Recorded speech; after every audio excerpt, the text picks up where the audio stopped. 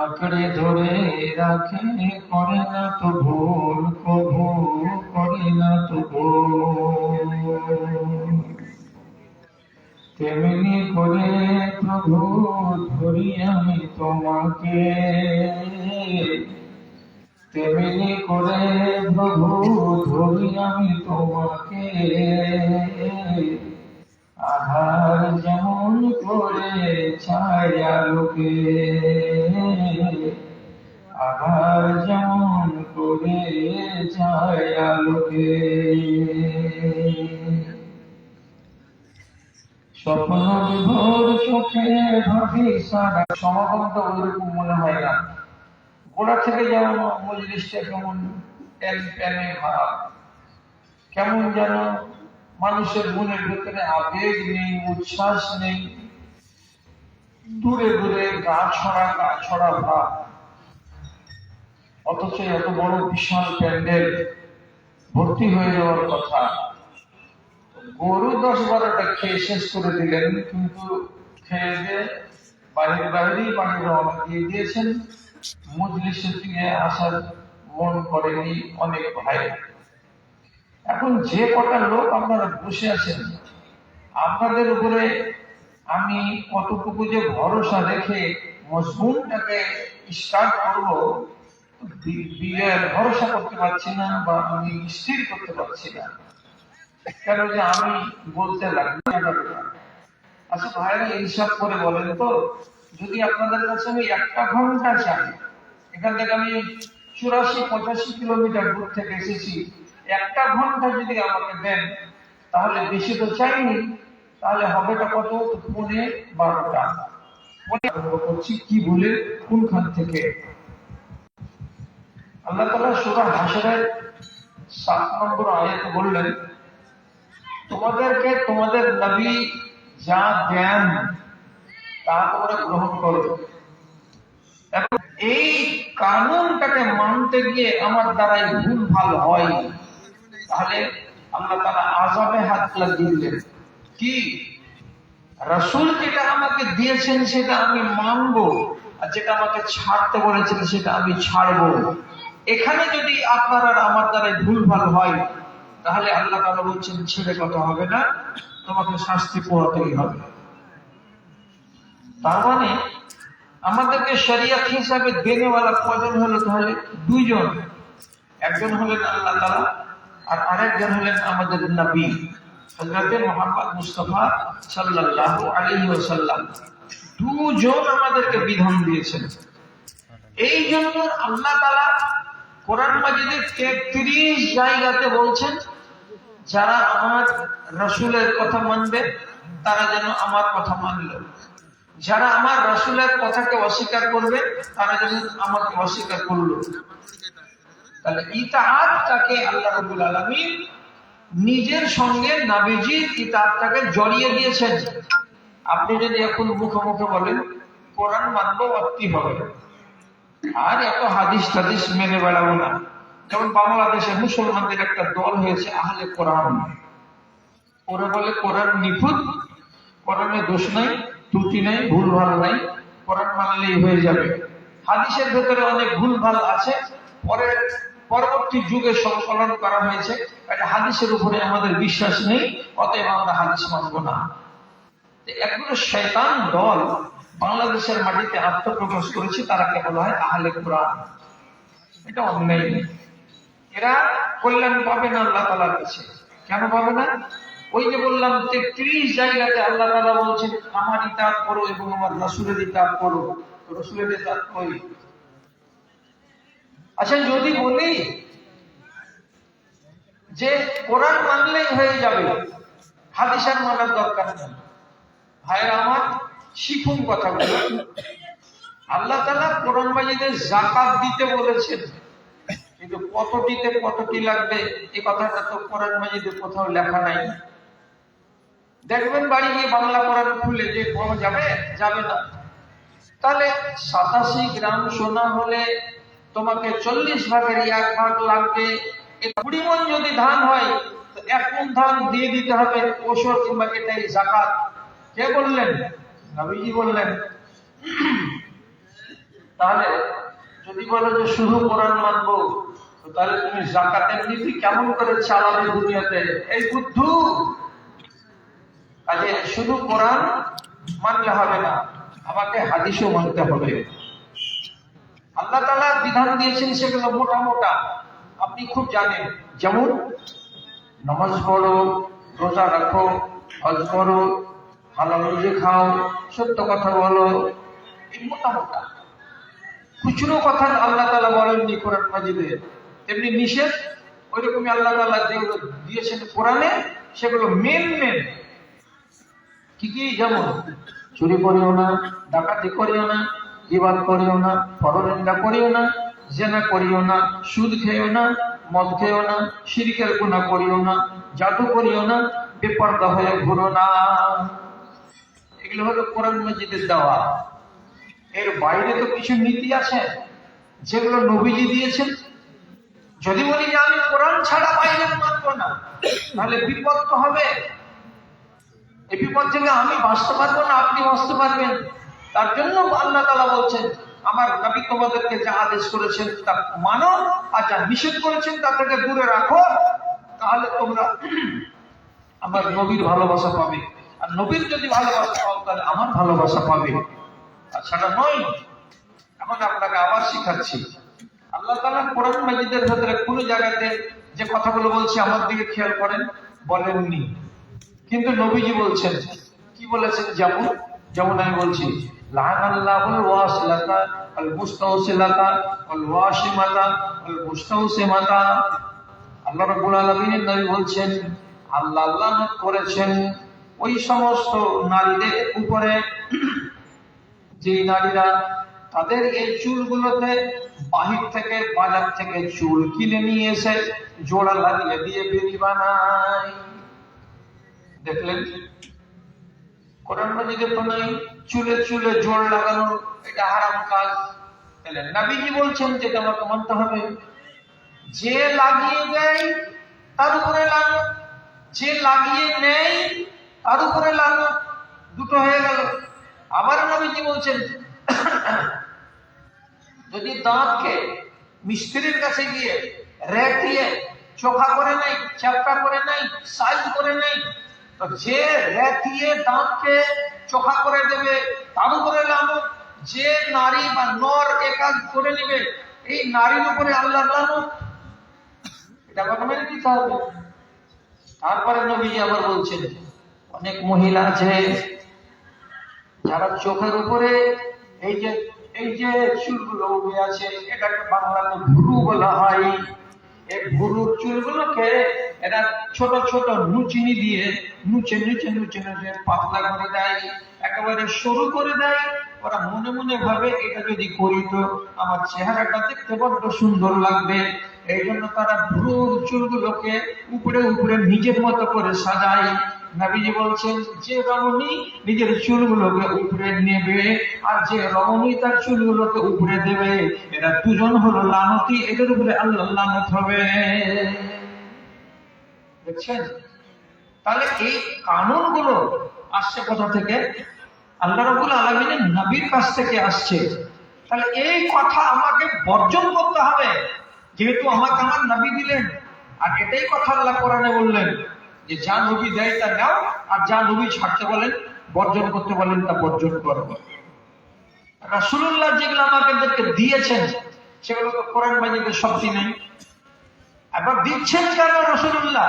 এগুলো সব আল্লাহ তাআলার ইশারাতে, ওইগুলো হলো আল্লাহর বাণীতে আসা।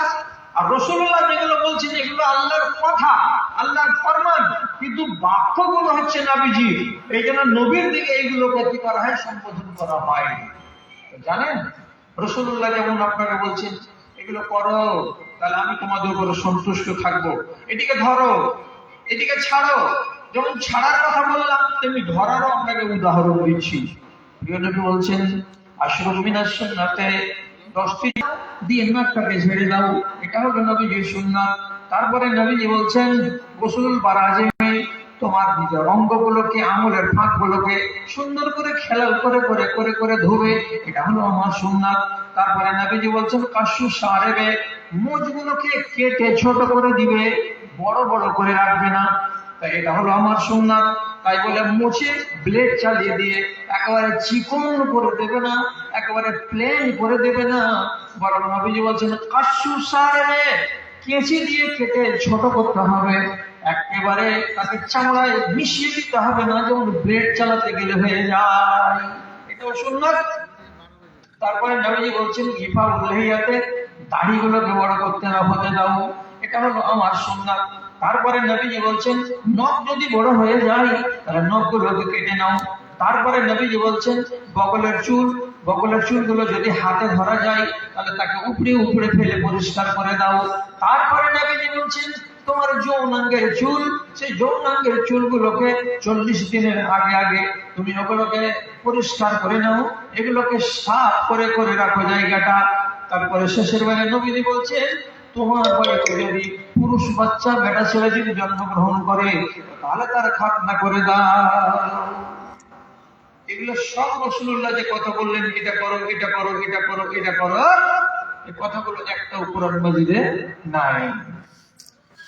তাহলে যে বুদ্ধু নালায়েকেরা এই কথাটা বলে যে কোরআন মানলেই হবে, কোরআন যদি মানলেই হয় এই এই কানুনটি তুমি কোথা থেকে মানবে? তুমি দাড়ি শিখে দাও। কোরআনে তো দাড়ি কামাবার কথা বা বড় করার কথা এটা তো নেই। কোরআন মাজিদে দাড়ি শব্দটা এসেছে নবী মুসা তার ভাইয়ের দাড়ি ধরে মারছিলেন, বাকি কত বড় হবে, দাড়ি রাখতে হবে না হবে না এটা আলোচনা নাই। এই যে একগুলো পাচ্ছি নবীজির কাছ থেকে আর একগুলো পাচ্ছি আল্লাহ রাব্বুল আলামিনের কাছ থেকে, এখানে আমাকে বিধান কি দিলেন যে আমার নবী তোমাদেরকে যেগুলো দেয় সেগুলোকে তোমরা গ্রহণ করো, আর যেগুলো উনি নিষেধ করেন সেগুলোকে তোমরা বর্জন করো। তাহলে লাভ কি হবে? আমি নবীকে ভালোবাসলাম, আমি নবীকে ভালোবাসলাম, তো আমার লাভ কি? তো নবীজি বলছেন মান আহাব্বা সুন্নতি ফাকাদ আহাব্বানি, যে মানুষ আমার সুন্নাতকে ভালোবাসে জেনে নিতে হবে মেনে নিতে হবে সে লোকটা আমাকে ভালোবাসে। বুঝা গেল? যারা যারা আমার সুন্নাতকে ভালোবাসে তারা যেন আমাকে ভালোবাসে। তাহলে আমি নবীজিকে ভালোবাসতে পারলাম, তাতে কি লাভ হবে? আল্লাহ পাকের নবী অন্য হাদিসে বলছেন আল মারউ মা মান আহাব্বা, একটা মানুষ জান্নাতে থাকবে ওর সাথে যেই লোকটাকে সে ভালোবাসে। তাহলে আমি কাকে ভালোবাসলাম? আমার নবীকে ভালোবাসলাম। যদি নবীজি বলে থাকেন এই কথাটা তাহলে নিশ্চিত আমি নবীজিকে ভালোবেসেছি। অতএব আমার ঠিকানা আমার জান্নাতটা কোথায় হবে? নবীজির সাথে হবে। এটা কোন বড় কপাল! এই জন্য যত আলেম দুনিয়াতে আছে নবীর সুন্নাত নবীর সুন্নাত নবীর সুন্নাত বলে গলা ফাটাই। সুন্নাতকে ভালোবাসুন তো নবীর ভালোবাসা পাবেন, আর নবীর ভালোবাসা পেলে তার সাথে আপনি জান্নাতে থাকার সুযোগ পাবেন। তাহলে হাতছাড়া করবেন কেন? এইটা দুনিয়াতে এসেছেন 60 বছরের জন্য, কি করতে? পেট চালাবার উদ্দেশ্য শুধু না, আখেরাতকে বানাবার জন্য এখানে এসেছি। আমার আসল ঠিকানা তো হচ্ছে আখেরাত, যেখানে অনাদি অনন্ত কাল আমাকে থাকতে হবে। আর আমি এখানে এসেছি আখেরাতটাকে নির্বাচন করার জন্য। আমি ছায়ের কুড়ে থাকবো না আমি ফুলের বাগানে থাকবো, এটা আমাকে করে দেখাতে হবে আল্লাহ তাআলাকে। আমাকে আমার আমল দিয়ে বুঝিয়ে দিতে হবে আল্লাহ আমি আগুনে থাকবো না আমি সুখের বাসস্থানে থাকবো। এই জন্য আমাকে 60 বছর আয়ু দিয়েছেন দুনিয়াতে। আপনি এমন আমল করেন যে আমলটা প্রমাণ করবে যে আপনি সুখের জীবন চান, আর আপনি এমন আমল করবেন না যে আমলটা প্রমাণ করবে যে আপনি ছায়ের কুড়ে থাকতে চাইছেন বা আগুনে যেতে চাইছেন। এই দুনিয়াটা তো হলো আপনার পরীক্ষা। টেলার মাস্টার ছিল, তো একদিন নবীজিকে বলছেন ওই টেলার মাস্টার আমাকে একটা বাড়ির লোক দাওয়াত দিয়েছে, তুমি যদি আমার সাথে চলো তো যেতে পারো। তো ওই টেলার সাহাবী নবীজির সাথে চলে গেলেন। দাওয়াত খেতে গিয়ে মেহমানি যে খাচ্ছেন রাসূলুল্লাহ, তো দস্তরখানের ভিতরে যেগুলো আছে তরবারের ভিতরে, যেটাকে আমরা আমাদের বাংলা ভাষাতে বলি কি কদু, কদু ছিল। তো টুকরা টুকরা করে কাটা আছে। তো রাসূলুল্লাহ বেছে বেছে বাছাই করে করে কদুগুলোকে খাচ্ছেন, ভালোবাসছেন বলে। তো আমি দেখলাম আমার নবী খেতে বসে কদুগুলোকে টুকরাগুলোকে উঠাচ্ছেন আর বেশি পছন্দ মনে করে ওগুলোকে বেশি নিজের মুখে পুড়ছেন। আমি তখন বুঝতে পারলাম যে নবীজির কাছে প্রিয় তরকারি হলো এই কদুর তরকারি, মানে লাউ কুমড়ো আমরা তো খাই আমাদের দেশে। তিনি বুঝতে পারলেন যে নবীজি লাউ পছন্দ করেন অত্যন্ত বেশি। সেই দিন থেকে জাফর খেয়ে আসার পর আমার নেচার হয়ে গেল কি, যে আমি যতদিন বাঁচলাম চিরদিন বাজার থেকে যদি চোখে পড়েছে লাউ, লাউ অবশ্যই কিনেছি, কিনে নিয়ে এসে বাড়িতে রান্না করেছি, এবং অন্যান্য সবজি থেকে আমি এটাকে বেশি করে খেয়েছি। আমাকে কেউ কারণ জিজ্ঞাসা আমি বলেছিলাম এই জন্য এটাকে আমি বেশি খাই, কারণ আমার নবী এটাকে পছন্দ করেন, তাই আমি এই কাজটাকে আজ থেকে চালু করেছি। রাসূলুল্লাহর সুন্নাতকে ধরে নিলেন।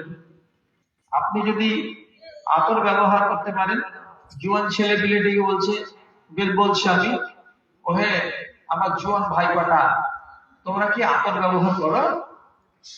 যদি আজ থেকে এই কথাটা শিখো তাহলে বড্ড কাজ দিবে, যে তুমি অন্তত একটা 50 টাকা দিয়ে জান্নাতুল ফিরদাউস একটা আতর কিনো, কিংবা একটা অন্য নামে আতর গুলো কিনে নাও।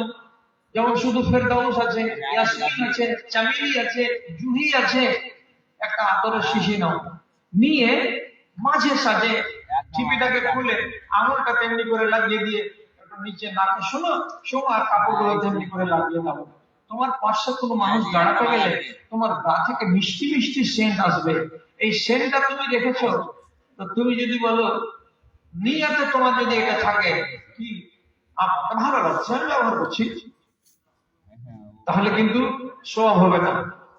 আর আপনার মনের কোণাতে যদি এই কথাটা গাঁথা থাকে যে আমার নবী সেন্ট পছন্দ করতেন তাই আমি সেন্ট পছন্দ করছি, এই কথাটা যদি আপনার অন্তরে গাঁথা থাকে, লিখা থাকে, তাহলে আপনি যতটি শিশি খরচ করবেন আতরের, প্রত্যেকটা শিশির এবং প্রত্যেকবার আতর শরীরে মাখতে গিয়ে লাগাতে গিয়ে আপনি রাসূলুল্লাহর সুন্নাতকে ভালোবাসার একটা না একটা মর্যাদা আপনি পাবেন, একটা না একটা সব আপনি পাবেন। কেন? রাসূলুল্লাহ বলেছেন আরবাউন মিন সুন্নাতিল মুরসালিন, যত দুনিয়াতে নবী এসেছিলেন সমস্ত নবীদের সুন্নাত হলো 4টা। যে কোনো নবী আতরকে বড্ড পছন্দ করতেন, যে কোনো নবী মিসওয়াককে বড্ড পছন্দ করতেন, যে কোনো নবী অত্যন্ত হায়াবাজ ছিলেন, পৃথিবীতে কোনো নবী বেহায়া ছিলেন না। পৃথিবীতে যত নবী এসেছিলেন সমস্ত নবী শাদী করেছিলেন, বিবাহ করেছিলেন এবং তাদের বাল বাচ্চা ছিল। সব নবীর সুন্নাত কটা শুনলেন? 4টা। তার ভিতরে একটা কি পেলেন? সেন্ট ব্যবহার করা। তাহলে আপনি যদি আজ এটা করেন, তাহলে একটা নবীজির সুন্নাতকে ভালোবাসেন, আপনি ভাগ্যবান। ভাই আমার, সাহাবায়ে কেরাম সুন্নাতকে কত করে মেনে চলতেন, তো তার আপনাকে উদাহরণ কি আর দিব। কথাটাকে খেয়াল করুন, সুন্নাতকে ভালোবাসলে লাভ আছে না লাভ নেই। নবীজি গেছিলেন তায়েফে, যে মক্কার লোক তো ঈমান আনছে না, তো তায়েফ থেকে ঘুরে আসি। তায়েফে গিয়ে উনি শেষের বেলায় ওই আব্দে ইয়ালিল সাকাফি আর ওর ভাই হাবিব আর তার আরেক ভাই মাসুদ, 3 ভাই মিলে তাদের যুবকগুলোকে লাগিয়ে দিল রাসূলুল্লাহকে তাড়া করতে এবং পাথর মারতে। রাসূলুল্লাহ যখন নিজের জান বাঁচানোর জন্য চাকরকে সাথে করে দৌড়াচ্ছেন, পালিয়ে যাচ্ছেন, আর পিছন দিক থেকে পাথর পড়ছে। ইতিহাস বলছে নবীজিকে ওরা তাড়া করেছিল 3 কিলোমিটার, মানে এখান থেকে একবারে ঠিক ওই রহটপুর মাদ্রাসার এই 4 লেনের গেট পর্যন্ত এত দূর তাড়া করেছিল। রাসূলুল্লাহ বাগানে গিয়ে বসলেন, বিধ্বস্ত, মাথা ফেটেছে, গায়ে রক্ত বেরিয়েছে, সহিহ রিওয়ায়াত আছে, অত লম্বা করছি না, যেটা আসল কথা সেটা আপনাকে বলে শেষ করে দিচ্ছি। সেটা হলো যে রাসূল গাছের তলায় বসে আছেন ছায়ায়, বিধ্বস্ত হয়ে, ফাটা শরীর নিয়ে, রক্তাক্ত শরীর নিয়ে। তখন ওইখানে এক আঙ্গুরের বাগানের মালিক এক গোছা আঙ্গুর দিয়ে তার চাকরটাকে বলছে, রে, ছেলেটার নাম আব্বাস, আব্বাস, যাবে যা যা যা, ওই যে বাগানের কোনাতে লোকটা বসে আছে রে, খুব পাথর খেয়েছে রে, তাড়া করেছে ওকে তাইফের লোকেরা, বেচারি কষ্ট খুব ভোগ করেছে, বিধ্বস্ত মানুষ, যা যা এই আঙ্গুরের গুছাটা দে, খাবে বসে বসে, শরীরটা শক্তি পাবে, মনটা ভালো হবে, একটু পানি পান করবে, দিয়ে